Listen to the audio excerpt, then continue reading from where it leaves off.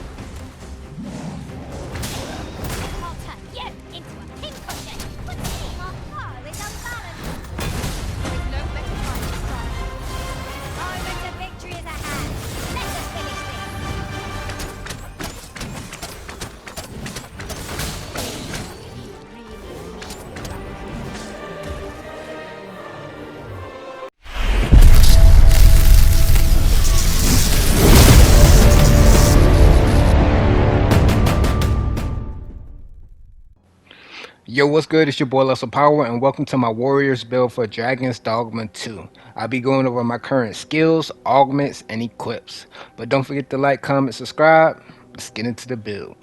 Before we go over the skills, I want to go over an important core skill called Breakneck Strike. This helps any charge skill attack inflict even more damage by unleashing it the very moment it's fully charged. So you don't want to be holding your charges, you want to unleash it as soon as it's charged for maximum damage.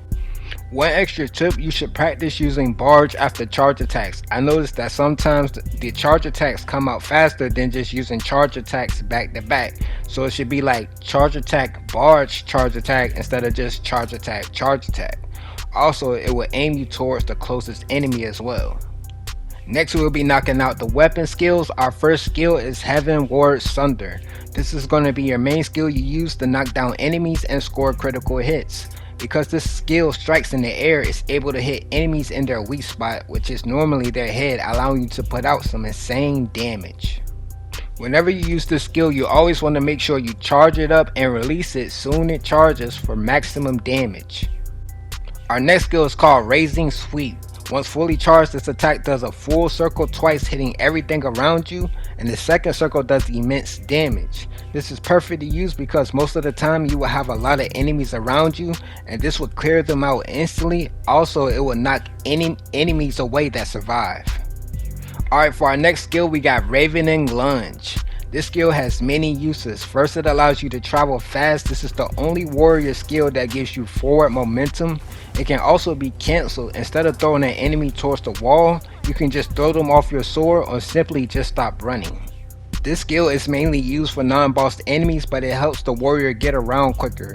It also can be used in the open world just to travel faster and run around faster. And if you use improved skill at the Dragon Forge on this skill, you can use this skill for a long time without using that much stamina. Alright, next for our last skill, we got Windstorm Slash. The warrior swings his sword multiple times doing immense damage. With perfectly timed button presses, the swings get faster and faster. This is going to be your top DPS output when an enemy is knocked down, but it also takes time to master this. You can also stand on top of an enemy and use this as well. If you're not comfortable using this, I would suggest Indomitable Slash or the Arc of Might.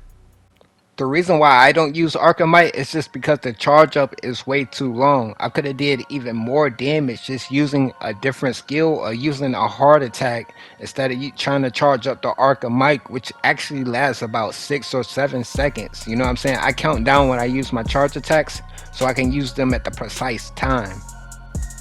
Alright, next we're going to knock out the augments. Our first augment is Dominance, augments your knockdown power. Then we got Metal, augments your physical defense.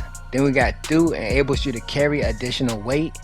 Next we got Ambuscade, increases damage dealt by your attacks when your target is not in a battle stance, so when a target is knocked down you get increased damage. Next we got Lethality, increases the damage dealt when striking a target's vitals. So when you got a dragon basically knocked down with his heart out, Ambuscade and Lethality are both activated. So that's how I'm taking the dragons out almost instantly with just basically a heart attack. And next we got Verve. Verve gives you about 30 strength. Next we're going to knock out the equipment. As you can see, I'm using Dragon's Flight with Dwarven. We got a strength of 1065, slash strength of 100, knockdown power of 1079. I actually used 2 weapons. My other weapon is the Cinder Spine. We got a strength of 950.